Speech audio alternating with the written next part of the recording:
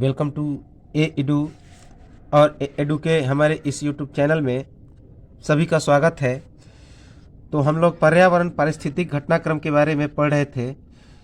तो अगला current affairs है, हिमालय के ग्लेशियरों के घनत्व का अनुमान लगाने के लिए भारत करेगा हवाई रडार सर्वेक्षण। तो हिमालय के ग्लेशियरों का जो घनत्व है उसका अनुमान लगाने के लिए भारत क्या करेगा, तो हवाई रडार सर्वेक्षण करेगा। हवाई रडार सर्वेक्षण, इसके लिए एक पायलट अध्ययन किया गया हिमाचल प्रदेश के लाहौल स्पीति बेसिन में। तो इसके लिए जो पायलट अध्ययन किया गया वह कहाँ पे किया गया, तो हिमाचल प्रदेश के लाहौल स्पीति बेसिन में। इस प्रस्ताव का जो प्रारंभ करता था, अर्थात इस प्रस्ताव को किसने प्रारंभ किया, तो national centre for polar sons ocean research. National centre for polar sun ocean research अर्थात NCPOR, याद रखेंगे। अगला इंपॉर्टेंट करंट अफेयर्स है, वेरी वेरी इंपॉर्टेंट, कि इटली अंतर्राष्ट्रीय सौर गठबंधन में हुआ शामिल। तो इटली अंतर्राष्ट्रीय सौर गठबंधन में शामिल हुआ। भारत के साथ फ्रेमवर्क के समझौते पर किए हस्ताक्षर, और इसके बाद उसने भारत के साथ फ्रेमवर्क के एक समझौते पर हस्ताक्षर किए। तो इटली अंतर्राष्ट्रीय सौर गठबंधन में क्या हो गया, तो शामिल हो गया। इसके लिए हस्ताक्षर कब किया गया, तो 17 मार्च 2021 को। तो भारत और इटली के बीच जो समझौते पर हस्ताक्षर हुआ वह 17 मार्च 2021 को हुआ। 8 जनवरी 2021 को अंतर्राष्ट्रीय सौर गठबंधन के फ्रेमवर्क समझौते में क्या हुआ था, तो संशोधन किया गया था। तो 8 जनवरी 2021 को अंतर्राष्ट्रीय सौर गठबंधन के फ्रेमवर्क के समझौते में संशोधन हुआ था, याद रखेंगे। अगला इंपॉर्टेंट करंट अफेयर्स है, डॉक्टर हर्षवर्धन ने किया centre for advanced radiation shielding and geopolymeric materials का उद्घाटन। तो डॉक्टर हर्षवर्धन ने centre for advanced radiation shielding and geopolymeric materials का उद्घाटन किया, अर्थात उन्नत विकिरण परिरक्षण और भूभौतिकीय सामग्री का उद्घाटन किया। कब उद्घाटन किया, तो 13 मार्च 2021 को। तो इसका उद्घाटन 13 मार्च 2021 को हुआ। कहाँ पर उद्घाटन किया गया, तो भोपाल में, मध्य प्रदेश की राजधानी भोपाल में। डॉक्टर हर्षवर्धन कौन थे, तो विज्ञान प्रौद्योगिकी और पृथ्वी मंत्री, याद रखेंगे। उद्घाटन किस यात्रा के दौरान किया गया, तो CSIR AMPRI यात्रा के दौरान। तो डॉक्टर हर्षवर्धन ने CSIR AMPRI यात्रा के दौरान किया। कितने क्षेत्रफल में इसकी स्थापना की जा रही है, तो इसकी 455.52 वर्ग मीटर के क्षेत्रफल में इसकी स्थापना की जाएगी। तो इसकी स्थापना 455.52 वर्ग मीटर के क्षेत्रफल में स्थापना की जाएगी। और इसके कॉरपोरेट एरिया का जो क्षेत्रफल होगा वह कितना होगा, तो इसके कॉरपोरेट एरिया का क्षेत्रफल 906.24 वर्ग मीटर होगा, याद रखेंगे, इंपॉर्टेंट है।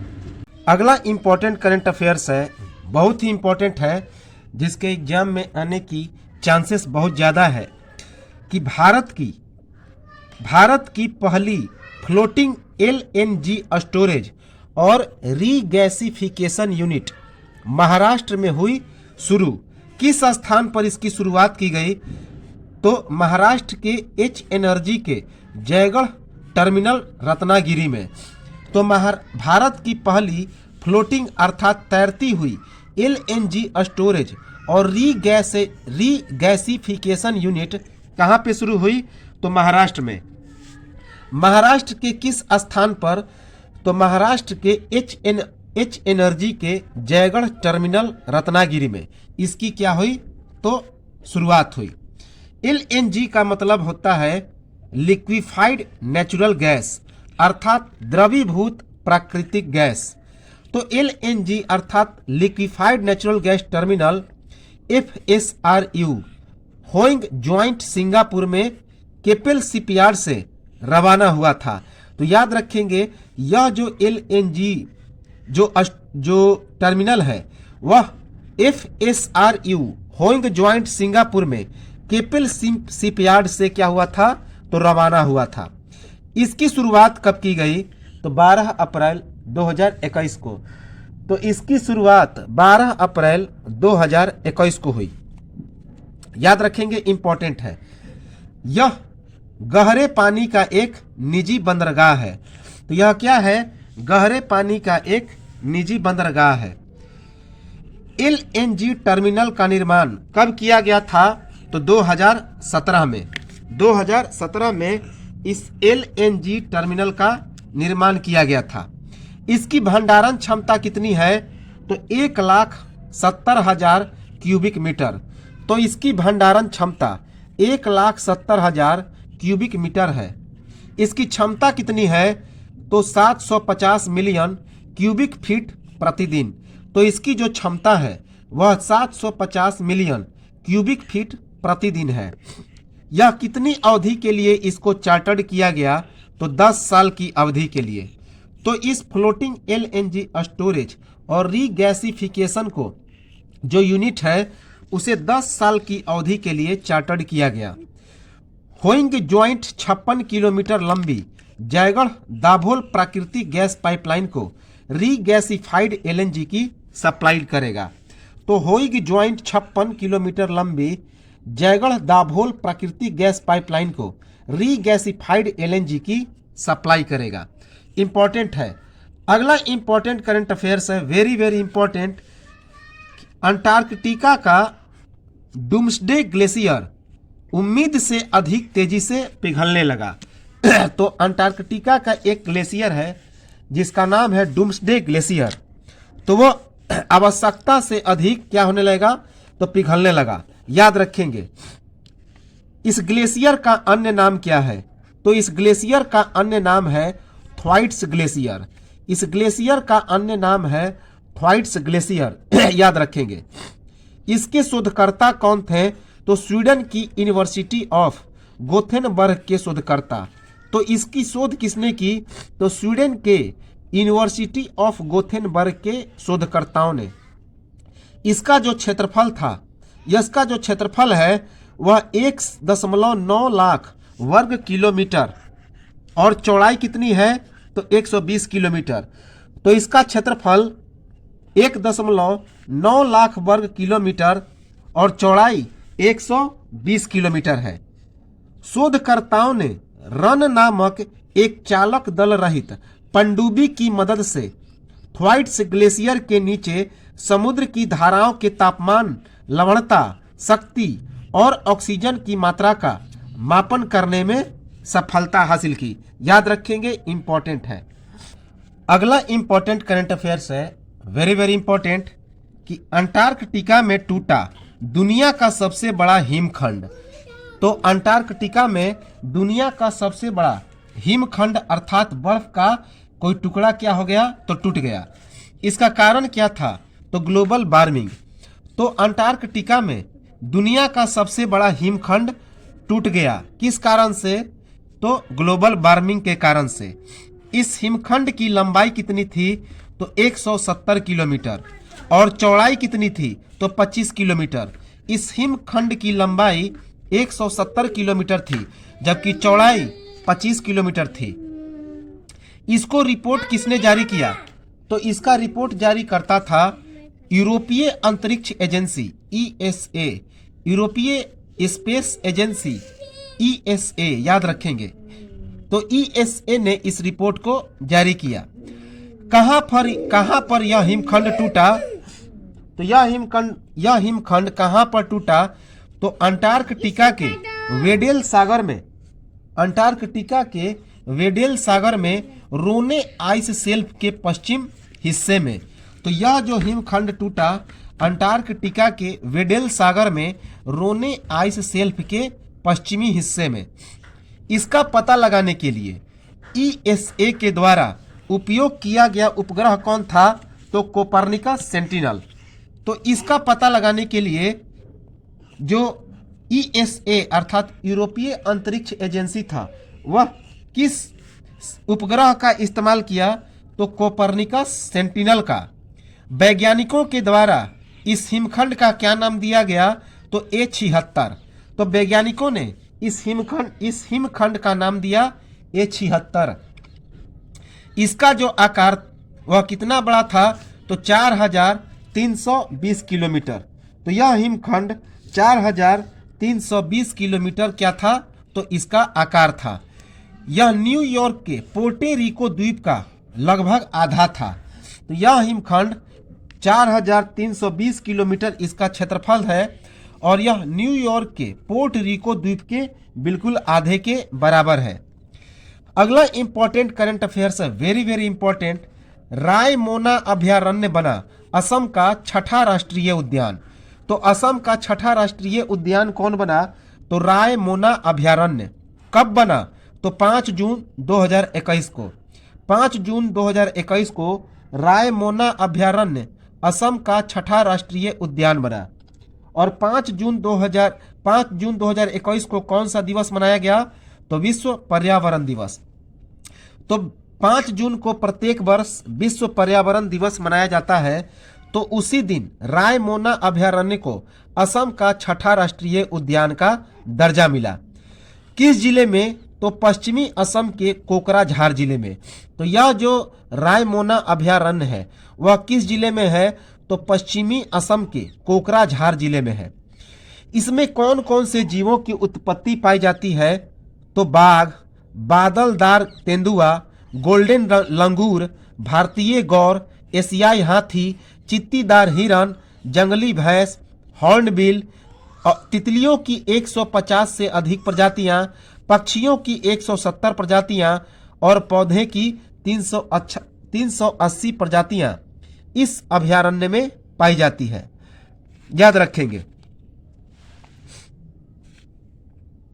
अगला इंपॉर्टेंट करंट अफेयर्स है, चक्रवाती तूफान यास से उड़ीसा और पश्चिम बंगाल में भारी नुकसान हुआ। कब आया? तो 12 मई 2021 को। तो पूछा जाएगा कि यास नामक तूफान कहां पे आया? तो ओडिशा और पश्चिम बंगाल में। कब? तो 12 मई 2021 को। अगला इंपॉर्टेंट करंट अफेयर्स है, वेरी वेरी इंपॉर्टेंट। चीन ने किया दुनिया का दूसरा सबसे बड़ा हाइड्रो पावर डैम संचालित। तो चीन ने दुनिया का दूसरा सबसे बड़ा हाइड्रो पावर डैम को क्या किया? तो संचालित किया। इसके संचालन की शुरुआत कब हुई? तो 28 जून 2021 को। तो इसके संचालन की शुरुआत 28 जून 2021 को हुई। और इसकी ऊंचाई कितनी है? तो 289 मीटर अर्थात 948 फीट। तो इसकी ऊंचाई 289 मीटर या 948 फीट है। इस डैम का क्या नाम है? तो बैहेतन हाइड्रो पावर स्टेशन। इस डैम का नाम है बैहेतन हाइड्रो पावर स्टेशन। सबसे ऊंचा जो डैम है वह थ्री गोर्जेस है। सबसे ऊंचा डैम कौन है? तो थ्री गोर्जेस है। इसकी क्षमता कितनी है? तो 16,000 मेगावाट। तो चीन का यह जो दूसरा सबसे बड़ा हाइड्रो पावर डैम है उसकी क्षमता 16,000 मेगावाट है। याद रखेंगे, इंपॉर्टेंट है। अगला इंपॉर्टेंट करंट अफेयर्स है, इजराइल की सीमेंट साइट पर खोजा गया नया प्रारंभिक मानव नेसेर रायला होमो। तो इजराइल की सीमेंट साइट पर एक नया प्रारंभिक मानव खोजा गया जिसका नाम क्या रखा गया? नेसेर रायला होमो। तो इजराइल की सीमेंट साइट पर एक प्रारंभिक मानव नेसेर रायला होमो क्या किया गया? तो खोजा गया। नेसेर रायला होमो कब खोजा गया? तो इसकी खोज 24 जून 2021 को हुई। इसकी खोज कब हुई? तो 24 जून 2021 को। यह कितना पुराना मानव है? तो 1,40,000 से 1,20,000 साल। तो यह जो मानव है वह 1,40,000 से 1,20,000 साल पुराना है। अगला इंपॉर्टेंट करंट अफेयर्स है, भारत और भूटान ने पर्यावरण के विभिन्न क्षेत्रों में सहयोग के लिए समझौता ज्ञापन पर किए हस्ताक्षर। तो भारत और ब्रिटेन ने पर्यावरण के विभिन्न क्षेत्रों में सहयोग के लिए समझौता ज्ञापन पर हस्ताक्षर किए, याद रखेंगे। इसका हस्ताक्षर कब हुआ? तो 18 जून 2021 को। इसका जो हस्ताक्षर हुआ वह 18 जून 2021 को हुआ। हस्ताक्षरकर्ता कौन थे, अर्थात किनके बीच हस्ताक्षर हुई? तो भारत के पर्यावरण मंत्री प्रकाश जावड़ेकर और भूटान के पर्यावरण आयोग के अध्यक्ष डॉक्टर टांडी दोरजी के बीच। तो यह जो हस्ताक्षर हुआ वह किनके बीच हुआ? तो भारत के पर्यावरण मंत्री प्रकाश जावड़ेकर और भूटान के पर्यावरण आयोग के अध्यक्ष डॉक्टर टांडी दोरजी के बीच। अगला इंपॉर्टेंट करंट अफेयर्स है, वेरी वेरी इंपॉर्टेंट, कि भारतीय रेलवे बनेगा दुनिया का सबसे बड़ा हरित रेलवे नेटवर्क। तो भारतीय रेलवे दुनिया का सबसे बड़ा हरित रेलवे नेटवर्क बनेगा। भारतीय रेलवे का लक्ष्य क्या है? वर्ष 2030 तक शुद्ध शून्य कार्बन उत्सर्जन अर्थात नेट जीरो कार्बन एमिशन को प्राप्त करना। तो भारतीय रेलवे का लक्ष्य है वर्ष 2030 तक शुद्ध शून्य कार्बन उत्सर्जन अर्थात नेट जीरो कार्बन एमिशन का लक्ष्य है। भारतीय रेलवे की क्या योजना है कि दिसंबर 2023 तक ब्रॉड गेज मार्गों का विद्युतीकरण कितना प्रतिशत? तो 100%। तो भारतीय रेलवे की योजना है कि दिसंबर 2023 तक ब्रॉड गेज मार्गों का पूरी तरह से 100% विद्युतीकरण कर देना। उसके बाद head on generation system, bio toilet अर्थात जैविक सचिवालय, एलईडी जैविक शौचालय, एलईडी लाइट्स की व्यवस्था, कम कार्बन खपत वाला हरित परिवहन नेटवर्क की स्थापना। तो भारतीय रेलवे की योजना है कि दिसंबर 2023 तक 100% जो ब्रॉड गेज मार्ग है उसका 100% विद्युतीकरण करना, हेड ऑन जेनरेशन सिस्टम की व्यवस्था करना, उसके बाद जैविक शौचालय की व्यवस्था अर्थात बायो टॉयलेट की व्यवस्था करना, एलईडी लाइट्स की व्यवस्था करना, कम कार्बन खपत वाला हरित परिवहन नेटवर्क की व्यवस्था करना। रेलवे की 2 समर्पित फ्रंट कॉरिडोर परियोजनाएं लागू की गई। तो भारतीय रेलवे ने 2 समर्पित फ्रंट कॉरिडोर परियोजनाएं लागू की। पहला पूर्वी गलियारा अर्थात ईडीएफसी जो कि लुधियाना से दानकुनी तक 1875 किलोमीटर लंबा है। तो पूर्वी गलियारा ईडीएफसी जो लुधियाना से लेकर दानकुनी तक 1875 किलोमीटर लंबा है। उसके बाद पश्चिमी गलियारा डब्ल्यूडीएफसी जो कि दादरी से लेकर जवाहरलाल नेहरू पोर्ट ट्रस्ट तक 1506 किलोमीटर लंबा है। याद रखेंगे, दादरी से लेकर Jawaharlal Nehru port trust 1506 kilometre लंबा। अगला करंट अफेयर्स है, इंपॉर्टेंट है कि इंडोनेशिया में मेरापी ज्वालामुखी कितने बार फटा? तो 4 बार। इंडोनेशिया में मेरापी ज्वालामुखी 4 बार फटा। याद रखेंगे, कौन सा ज्वालामुखी? तो मेरापी ज्वालामुखी 4 बार फटा। इसकी रिपोर्ट किसने जारी की? तो रिपोर्ट जारी करता था geological disaster technology research and development centre. तो इसकी रिपोर्ट जारी की geological disaster technology research and development centre. यह जो ज्वालामुखी था मेरापी ज्वालामुखी कब फटा? तो 3 जून 2021 को। याद रखेंगे, 3 जून 2021 को यह मेरापी ज्वालामुखी जो कि इंडोनेशिया का सबसे सक्रिय ज्वालामुखी है। मेरापी क्या है? तो इंडोनेशिया का सबसे सक्रिय ज्वालामुखी है। वह 4 बार फटा 3 जून 2021 को।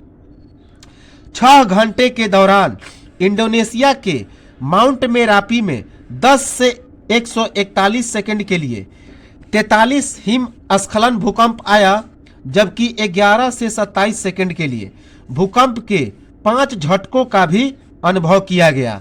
तो 6 घंटे के दौरान इंडोनेशिया के माउंट मेरापी में 10 से 141 सेकंड के लिए 43 हिमस्खलन भूकंप हुआ और 11 से 27 सेकंड के लिए भूकंप के 5 झटकों का भी अनुभव किया गया। अगला इंपॉर्टेंट करंट अफेयर्स है, स्पेस एक्स फाल्कन 09 रॉकेट ने अन्य 60 स्टारलिंक उपग्रहों को अंतरिक्ष की कक्षा में किया लॉन्च। तो स्पेस एक्स फाल्कन 09 रॉकेट ने अन्य 60 स्टारलिंक उपग्रहों को अंतरिक्ष की कक्षा में लॉन्च किया।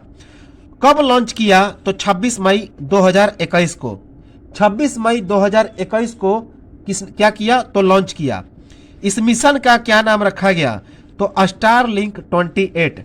इस मिशन का नाम रखा गया स्टारलिंक 28। कहां से लॉन्च किया गया?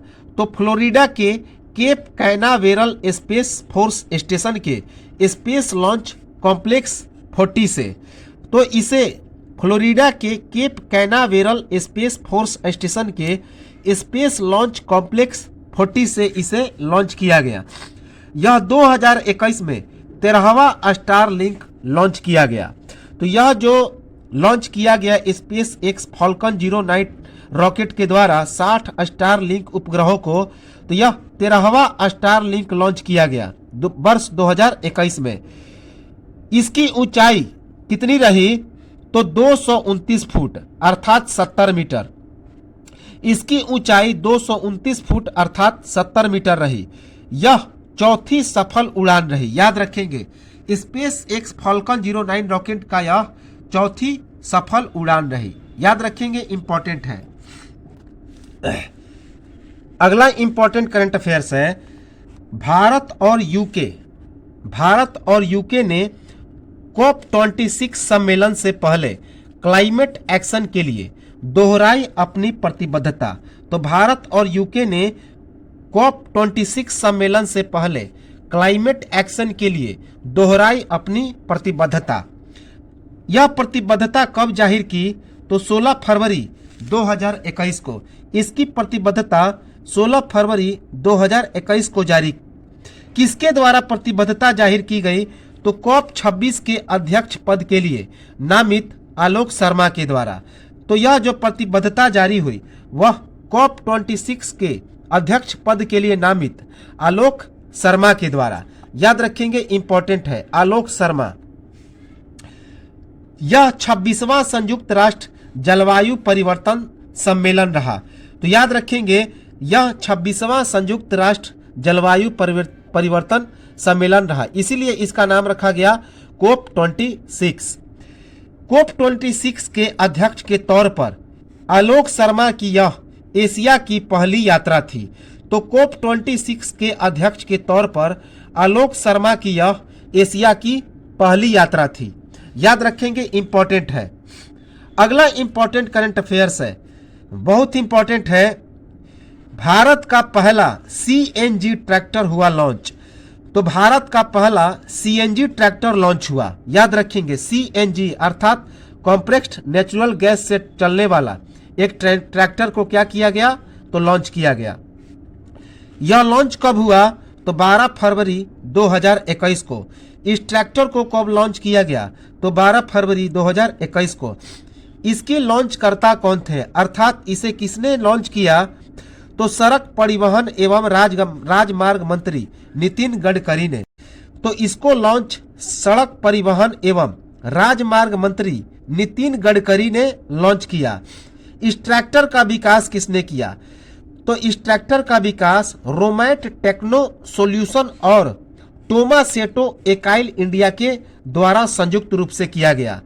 तो इस ट्रैक्टर का विकास रोमैट टेक्नो सॉल्यूशन और टोमासेटो एकाइल इंडिया के द्वारा संयुक्त रूप से किया गया। 12 फरवरी 2021 को ही दिल्ली सरकार के द्वारा स्विच दिल्ली नामक एक योजना की शुरुआत की गई, जिसका मुख्य उद्देश्य क्या था? तो दिल्ली वासियों के लिए दोपहिया इलेक्ट्रॉनिक वाहन की खरीद को प्रोत्साहित करना। तो 12 फरवरी 2021 को ही दिल्ली सरकार के द्वारा एक योजना की शुरुआत की गई, जिसका नाम क्या था? स्विच दिल्ली, जिसका मुख्य उद्देश्य क्या था? तो दिल्ली वासियों के लिए दोपहिया इलेक्ट्रॉनिक वाहन की खरीद का प्रोत्साहन करना। याद रखेंगे, इंपॉर्टेंट है। अगला इंपॉर्टेंट करंट अफेयर्स है, भीमबेटका में मिला। भीमबेटका में मिला दुनिया का सबसे पुराने जानवर का जीवाश्म। तो भीमबेटका में दुनिया के सबसे पुराने जानवर का जीवाश्म मिला। याद रखेंगे, इस जानवर का क्या नाम था? तो डिफिनसोनिया। इस जानवर का नाम था डिफिनसोनिया। भीमबेटका कहाँ पर है? तो मध्य प्रदेश के भोपाल से 40 किलोमीटर दूर यह एक यूनेस्को का संरक्षित क्षेत्र है। तो यह भीमबेटका मध्य प्रदेश में है और मध्य प्रदेश के भोपाल से 40 किलोमीटर दूर यह यूनेस्को का एक संरक्षित क्षेत्र है। यह कितना पुराना जीवाश्म है? तो 57 करोड़ वर्ष। यह जो जीवाश्म है वह 57 करोड़ वर्ष पुराना जीवाश्म है। याद रखेंगे, भीमबेटका के ऑडिटोरियम गुफा की छत पर यह जीवाश्म मिला। तो यह जो जीवाश्म मिला वह भीमबेटका के ऑडिटोरियम गुफा की छत पर मिला। इस जीवाश्म की लंबाई कितनी थी? तो 17 इंच। इस जीवाश्म की लंबाई 17 इंच थी। याद रखेंगे। अगला इंपॉर्टेंट करंट अफेयर्स है, भारत और ब्रिटेन ने बनाई स्वच्छ ऊर्जा परिवर्तन अभियान की योजना। तो भारत और ब्रिटेन ने स्वच्छ ऊर्जा परिवर्तन अभियान की योजना बनाई। प्रधानमंत्री के द्वारा शुरू की गई one sun one world win grid पहल को आगे बढ़ाने की योजना। तो यह जो भारत और ब्रिटेन ने स्वच्छ ऊर्जा परिवर्तन अभियान की योजना बनाई, उसका मुख्य उद्देश्य था भारत के प्रधानमंत्री नरेंद्र मोदी के द्वारा शुरू की गई one sun one world one grid, one sun one world one grid अर्थात OSOWOG पहल को आगे बढ़ाने की योजना। याद रखेंगे, उसको आगे बढ़ाना था। अगला इंपॉर्टेंट करंट अफेयर्स है, बहुत इंपॉर्टेंट है कि दिल्ली सरकार इस साल के अंत तक नई 10 वर्षीय जलवायु कार्यक्रम योजना को लागू करेगी। तो दिल्ली सरकार इस साल के अंत तक नई 10 वर्षीय जलवायु कार्यक्रम योजना लागू करेगी। केंद्र सरकार ने वर्ष 2009 में जलवायु परिवर्तन पर राष्ट्रीय कार्य योजना अर्थात NAPCC तैयार की थी और देश के सभी राज्यों से अपनी विशिष्ट योजना तैयार करने का अनुरोध किया था। याद रखेंगे, दिल्ली वर्ष 2019 में अपनी जलवायु कार्य योजना प्रस्तुत करने वाला पहला राज्य था। तो इसी पहल के तहत दिल्ली सरकार इस साल के अंत तक नई 10 वर्षीय जलवायु कार्यक्रम योजना को लागू करेगी। याद रखेंगे, इंपॉर्टेंट है। अगला इंपॉर्टेंट करंट अफेयर्स है, पृथ्वी पर डायनासोर का अंत, वैज्ञानिकों ने लगाया डायनासोर का अंत करने वाले क्षुद्र ग्रह की संभावित उत्पत्ति का पता। तो याद रखेंगे, इंपॉर्टेंट है कि पृथ्वी पर डायनासोर का अंत हुआ और वैज्ञानिकों ने लगाया डायनासोर का अंत करने वाले क्षुद्र ग्रह की संभावित उत्पत्ति का पता। कब विलुप्त हुआ था डायनासोर? तो 66 मिलियन वर्ष पहले। तो वैज्ञानिकों के अनुसार यह जो डायनासोर था वह 66 मिलियन वर्ष पहले अर्थात मेसोजोइक युग के अंत में यह विलुप्त हुआ था। मेसोजोइक युग के अंत में 66 मिलियन वर्ष पहले डायनासोर का अंत करने वाले जो क्षुद्र ग्रह था वह कहां पर गिरा? तो मैक्सिको के पास। डायनासोर का अंत करने वाला जो क्षुद्र ग्रह था वह कहां पर गिरा? तो मैक्सिको के पास गिरा। इस क्षुद्र ग्रह का क्या नाम दिया गया? तो इस क्षुद्र ग्रह का नाम दिया गया चिक्सुलब। चिक्सुलब। इसकी चौड़ाई कितनी थी? तो लगभग 10 किलोमीटर या फिर 6 मील। तो इस क्षुद्र ग्रह की चौड़ाई कितनी थी? तो लगभग 10 किलोमीटर या 6 मील। ये क्षुद्र ग्रह कार्बन युक्त कोन्ड्रोइड के रूप में पाए गए। तो ये जो क्षुद्र ग्रह थे कार्बन युक्त कोन्ड्रोइड के रूप में थे। यह बात कहा किसने? तो वैज्ञानिकों ने। याद रखेंगे, इंपॉर्टेंट है। अगला इंपॉर्टेंट करंट अफेयर्स बहुत इंपॉर्टेंट है, राष्ट्रीय हाइड्रोजन मिशन की घोषणा। तो राष्ट्रीय हाइड्रोजन मिशन की घोषणा की गई, याद रखेंगे, इंपॉर्टेंट है कि राष्ट्रीय हाइड्रोजन मिशन की घोषणा की गई। कब घोषणा की गई? तो 15 अगस्त 2021 को। 15 अगस्त 2021 को राष्ट्रीय हाइड्रोजन मिशन की घोषणा की गई। और घोषणा किसने की? तो घोषणा की भारत के प्रधानमंत्री नरेंद्र मोदी ने। कहां से? तो दिल्ली के लाल किले से। तो दिल्ली के लाल किले में जब भारत के प्रधानमंत्री जब झंडा फहरा रहे थे, तो उसी दिल्ली के लाल किले से प्रधानमंत्री नरेंद्र मोदी ने राष्ट्रीय हाइड्रोजन मिशन की घोषणा की। और इसमें भारत का क्या लक्ष्य निर्धारित किया गया कि भारत को ग्रीन हाइड्रोजन में ग्लोबल हब बनाने का लक्ष्य निर्धारित किया गया, कि भारत को ग्रीन हाइड्रोजन में ग्लोबल हब बनाने का क्या किया गया? तो लक्ष्य निर्धारित किया गया। अगला इंपॉर्टेंट करंट अफेयर्स है, वेरी वेरी इंपॉर्टेंट। गुजरात सरकार ने प्रोजेक्ट लायन के लिए केंद्र सरकार से मांगी 2000 करोड़ रुपए की मदद। तो गुजरात सरकार ने प्रोजेक्ट लायन के लिए केंद्र सरकार से 2000 करोड़ रुपए की मदद मांगी। प्रोजेक्ट लायन की घोषणा कब की गई? तो प्रधानमंत्री नरेंद्र मोदी के द्वारा 15 अगस्त 2020 को। तो यह प्रोजेक्ट लायन की घोषणा कब की गई थी? तो प्रधानमंत्री नरेंद्र मोदी के द्वारा 15 अगस्त 2020 को।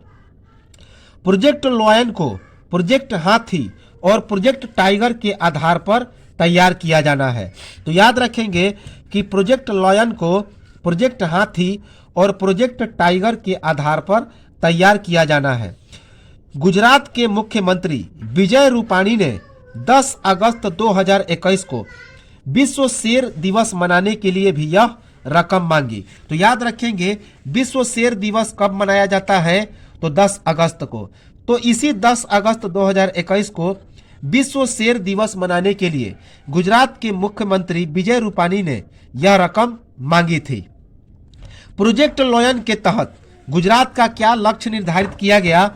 71 करोड़ रुपए के अनुमानित निवेश के लिए एक राष्ट्रीय वन्य जीव रोग निदान केंद्र की स्थापना करना तथा केंद्रीय पर्यावरण, वन और जलवायु परिवर्तन मंत्रालय में प्रस्तावित योजना के तहत 31.65 करोड़ रुपए का निवेश सहित एक शेर प्रकोष्ठ की स्थापना करना।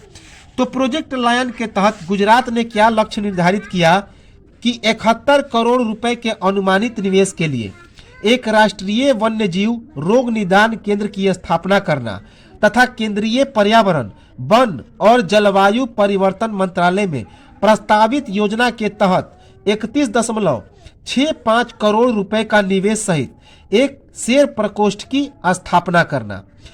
प्रोजेक्ट के लिए जो राशि का निर्धारण किया गया वह कितना निर्धारण किया गया? तो आवास और जनसंख्या प्रबंधन के लिए 712 करोड़ रुपए, जबकि सिंह मित्र योजना के लिए 375 करोड़ रुपए का निर्धारण किया गया। याद रखेंगे, 375 करोड़। अगला इंपॉर्टेंट करंट अफेयर्स है, वेरी वेरी इंपॉर्टेंट, कि भारत की कुल स्थापित अक्षय ऊर्जा क्षमता कितनी हुई? तो 100 गीगावाट से अधिक। भारत की कुल स्थापित अक्षय ऊर्जा क्षमता कितनी हुई? तो अगला इंपॉर्टेंट करंट अफेयर्स है, भारत की कुल स्थापित अक्षय ऊर्जा क्षमता हुई 100 गीगावाट से अधिक। 100 गीगावाट से अधिक। याद रखेंगे, भारत का लक्ष्य क्या है?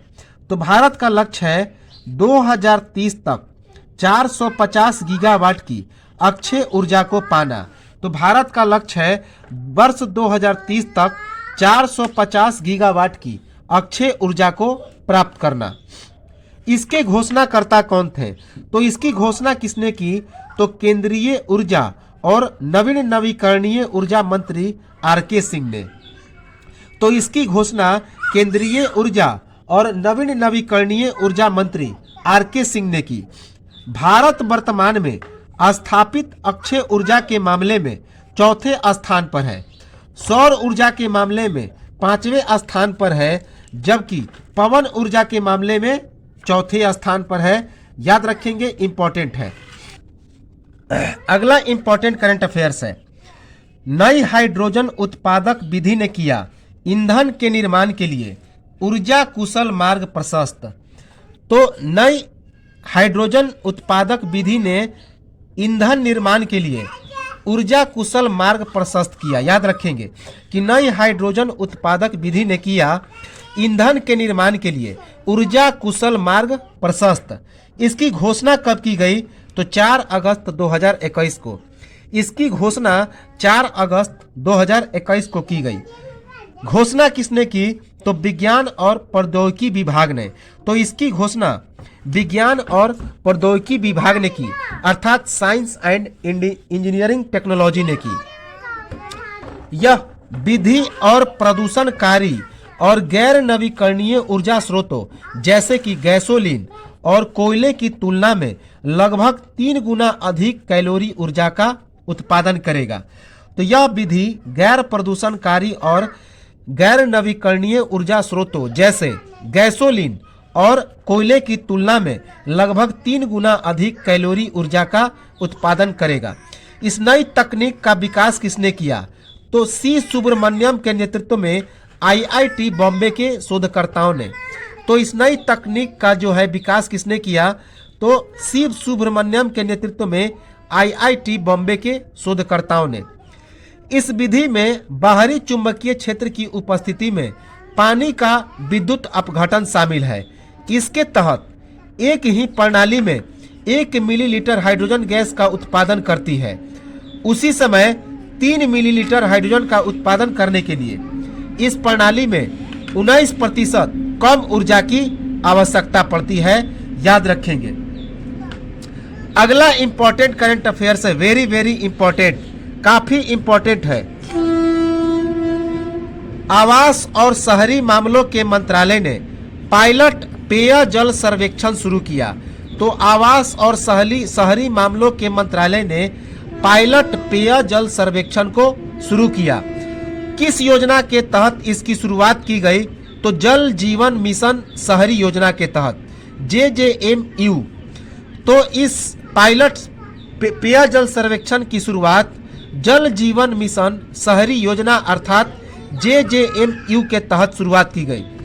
इसका मुख्य उद्देश्य क्या था? तो इसका मुख्य उद्देश्य है शहरों में पानी का समान वितरण, अपशिष्ट जल का पुनः उपयोग, जल निकायों की मात्रा और गुणवत्ता संबंध में जानकारी एकत्र करना। तो इसका मुख्य उद्देश्य है शहरों में पानी का समान वितरण, अपशिष्ट जल का पुनः उपयोग, जल निकायों की मात्रा और गुणवत्ता संबंध में जानकारी एकत्र करना। कितने शहरों में यह परियोजना चलेगी? तो 10 शहरों में। याद रखेंगे कौन कौन शहर में? आगरा, बदलापुर, भुवनेश्वर, चूरू, कोच्चि, मदुरै, पटियाला, रोहतक, सूरत और तुमकुर। याद रखेंगे कि यह परियोजना 10 शहरों में एक समान चलेगी। इसका लक्ष्य क्या निर्धारित किया गया? तो आवास और शहरी मंत्रालय का लक्ष्य क्या निर्धारित किया गया कि सर्वेक्षण का विस्तार 500 अमृत शहरों में किया जाएगा और 2.68 करोड़ परिवार को पेयजल दिया जाएगा। तो 2.68 करोड़ परिवार को पेयजल देना और 500 अमृत शहरों में इसका विस्तार करने की योजना का लक्ष्य किया गया। 4378 शहरी निकायों के सभी परिवारों को नल से स्वच्छ पानी की सप्लाई करना भी इसका लक्ष्य निर्धारित किया गया। इसके लिए जो बजट आवंटित किया गया वह 3 चरणों में बजट के आवंटन का प्रावधान किया गया। पहले चरण में कुल लागत का 20% दिया जाएगा। पहले चरण में कुल लागत का 20% दिया जाएगा, जबकि दूसरी और तीसरी चरण में कुल लागत का 40% दिया जाएगा। याद रखेंगे, इंपॉर्टेंट है। अगला इंपॉर्टेंट करंट अफेयर्स है, जल शक्ति मंत्रालय ने गोवर्धन योजना पर एकीकृत पोर्टल की शुरुआत की। तो जल शक्ति मंत्रालय ने गोवर्धन योजना पर एक एकीकृत पोर्टल की शुरुआत की। गोवर्धन योजना को स्वच्छ भारत मिशन ग्रामीण के दूसरे चरण के तहत प्राथमिकता कार्यक्रम के तौर पर अपनाया जा रहा है। तो गोवर्धन योजना को स्वच्छ भारत मिशन ग्रामीण के दूसरे चरण के तहत प्राथमिकता कार्यक्रम के तौर पर अपनाया जा रहा है। इस पोर्टल का उद्देश्य क्या है? तो मवेशियों और जैव कचरे का प्रबंधन करना और किसानों की आय को बढ़ाना। तो इस पोर्टल का मुख्य उद्देश्य है मवेशियों और जैव कचरे का प्रबंधन करना और किसानों की आय को बढ़ाना। 50 लाख रुपए तक का आर्थिक समर्थन इसमें क्या है तो दिया गया है। तो इस गोवर्धन योजना के तहत जल शक्ति मंत्रालय के द्वारा 50 लाख रुपए का आर्थिक समर्थन भी दिया गया। इस गोवर्धन योजना की शुरुआत कब की गई थी? तो 2018 में। तो गोवर्धन योजना की शुरुआत कब की गई थी? तो 2018 में की गई थी। याद रखेंगे, इंपॉर्टेंट है। अगला इंपॉर्टेंट करंट अफेयर्स है, कोल इंडिया ने कार्बन उत्सर्जन में कमी लाने परिचालन सुधार हेतु EESL से किया समझौता। तो कोल इंडिया ने कार्बन उत्सर्जन में कमी लाने के लिए और परिचालन में सुधार के लिए EESL से समझौता किया। कब समझौता किया? तो 4 फरवरी 2021 को। 4 फरवरी 2021 को। EESL का मतलब क्या है? तो एनर्जी एफिशिएंसी सर्विसेज लिमिटेड। तो EESL का मतलब होता है एनर्जी एफिशिएंसी सर्विसेज लिमिटेड। इस समझौता से बिजली मंत्रालय के उपकरणों का संयुक्त उद्यम EESL कोल इंडिया को 460 करोड़ यूनिट ऊर्जा की सालाना खपत में 10 से 15% की कमी लाने में मदद करेगा। तो इस समझौता से बिजली मंत्रालय के उपकरणों का संयुक्त उद्यम EESL कोल इंडिया को 460 करोड़ यूनिट ऊर्जा की सालाना खपत में 10 से 15% की कमी लाने में मदद करेगा। याद रखेंगे, इंपॉर्टेंट है। अगला इंपॉर्टेंट करंट अफेयर्स है, बहुत इंपॉर्टेंट है, जो जिसके आने की संभावना काफी अधिक है। खादी और ग्रामोद्योग आयोग ने गोबर से पर्यावरण अनुकूल प्राकृतिक पेंट तैयार किया। तो खादी और ग्रामोद्योग आयोग ने गोबर से पर्यावरण अनुकूल प्राकृतिक पेंट तैयार किया। इस पेंट का क्या नाम रखा गया? तो वैदिक पेंट। इस पेंट का नाम रखा गया वैदिक पेंट। कब तैयार किया गया? तो 12 जनवरी 2021 को। इस पेंट को 12 जनवरी 2021 को तैयार किया गया। इसके लॉन्च करता कौन थे? अर्थात इस पेंट को किसने लॉन्च किया? तो केंद्रीय मंत्री नितिन गडकरी ने। याद रखेंगे, इस पेंट को लॉन्च करने का उद्देश्य क्या था? तो किसानों की आय को बढ़ाना। इस पेंट को लॉन्च करने का मुख्य उद्देश्य था किसानों की आय को बढ़ाना। याद रखेंगे, इंपॉर्टेंट है। इसका परीक्षण कहाँ किया गया? तो national test house Mumbai, national test house Ghaziabad और Shri Ram institute for industrial research New Delhi में। तो इस पेंट का परीक्षण 3 स्थानों पर किया गया, national test house Mumbai, national test house Ghaziabad और Shri Ram institute for industrial research New Delhi में। इस पेंट का विकास किसने किया? तो इस पेंट का विकास Kumarappa national handmade paper institute Jaipur में किया गया। तो इस पेंट का विकास कहाँ पे किया गया? तो Kumarappa national handmade paper institute Jaipur में। इस पेंट की खासियत क्या है? तो यह गंधहीन और अविषैला है और यह भारतीय मानक ब्यूरो अर्थात ISO के द्वारा प्रमाणित किया गया है। याद रखेंगे, इंपॉर्टेंट है। अगला इंपॉर्टेंट करंट अफेयर्स है, 1901 के बाद 8वां सबसे ज्यादा गर्म साल रहा कौन? तो वर्ष 2020। तो वर्ष 1901 के बाद वर्ष 2021 8वां सबसे ज्यादा गर्म साल रहा। 1981 से 2010 के आंकड़ों के आधार पर 2020 में तापमान जो था वह सामान्य से 0.29 डिग्री सेल्सियस ज्यादा था। याद रखेंगे कि वर्ष 1981 से 2010 के आंकड़ों के आधार पर वर्ष 2020 में जो तापमान था वह सामान्य से 0.29 डिग्री सेल्सियस ज्यादा था। इस रिपोर्ट को किसने जारी किया? इस रिपोर्ट को जारी किया भारतीय मौसम विज्ञान विभाग आईएमडी ने। तो भारत मौसम विज्ञान विभाग आईएमडी ने इस रिपोर्ट को जारी किया। कब जारी किया? तो 4 जनवरी 2020 को। और भी सारा रिपोर्ट जारी किया इस भारत मौसम विज्ञान विभाग ने। क्या रिपोर्ट जारी किया कि 2001 से 2010 और 2011 से 2020 में सबसे गर्म दशक रहा। तो 2001 से लेकर 2010 और 2011 से 2020 सबसे गर्म दशक रहा। 2020 वर्ष 2016 के अधिकतम स्तर से काफी कम गर्म वर्ष रहा, याद रखेंगे।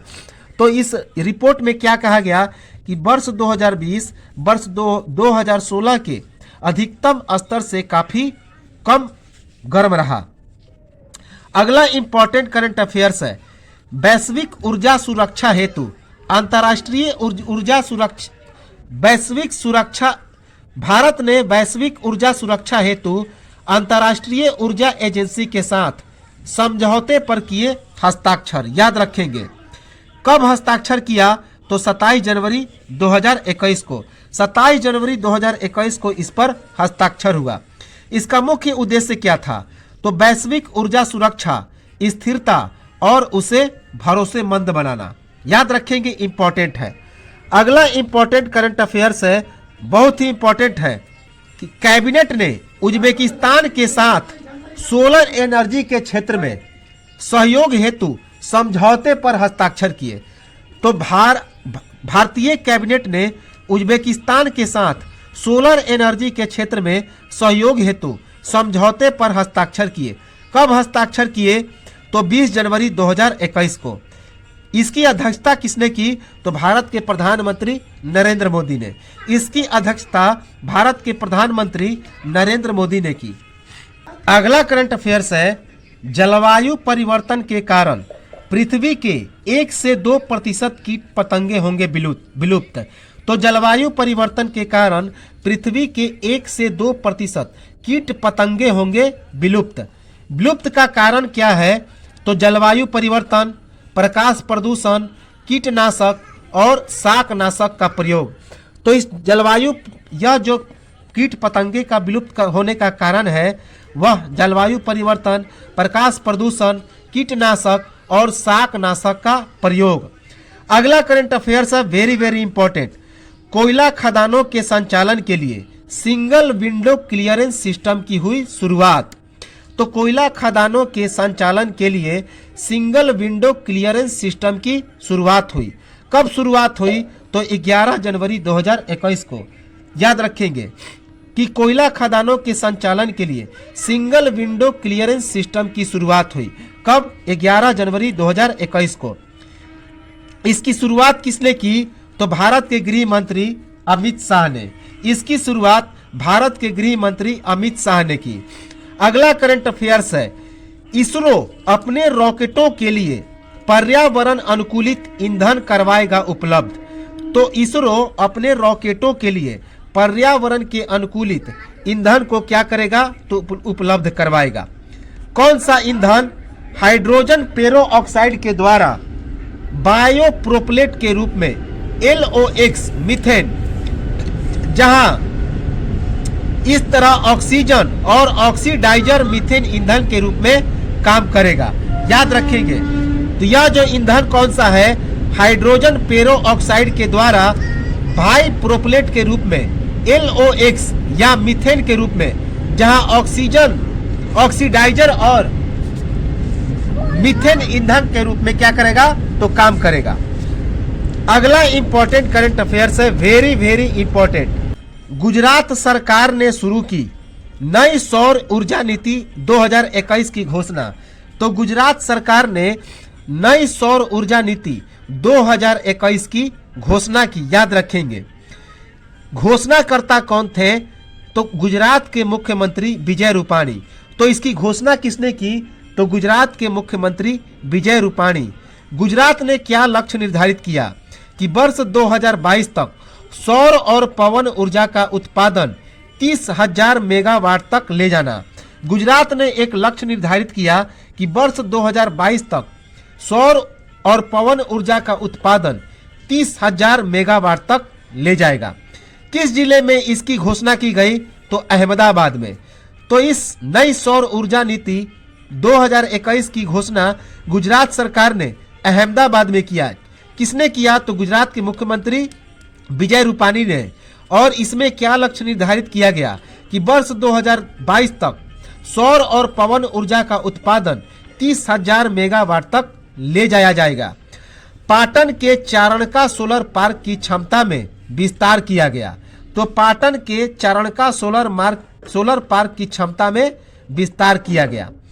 अगला करंट अफेयर्स है, भारत कोप 26 पर अपना रुख रखेगा बरकरार। हमारा देश है प्रदूषकों पर जुर्माना लगाने के पक्ष में। तो भारत कोप 26 पर अपना रुख बरकरार रखेगा क्योंकि हमारा देश है प्रदूषकों पर जुर्माना लगाने के पक्ष में। कोप 26 कहाँ पे हुआ? तो ग्लासगो में। कहाँ पे? तो ग्लासगो में, संयुक्त राज्य अमेरिका के ग्लासगो में। तो ये तो था हमारा पर्यावरण और पारिस्थितिक घटनाक्रम, यह समाप्त हुआ। अगले वीडियो में हम लोग चलेंगे किसे? तो अर्थव्यवस्था घटनाक्रम की ओर, इकोनॉमिकल घटनाक्रम की ओर, इकोनॉमिकल इवेंट की ओर। तो इसे रिपीट करके सुनते रहें और सब्सक्राइब जरूर कर लें, लाइक करें, कमेंट करें और शेयर करें। तो मिलते हैं हम लोग अगले वीडियो में और चर्चा करेंगे अर्थव्यवस्था घटनाक्रम को। तब तक नमस्कार, जय हिंद।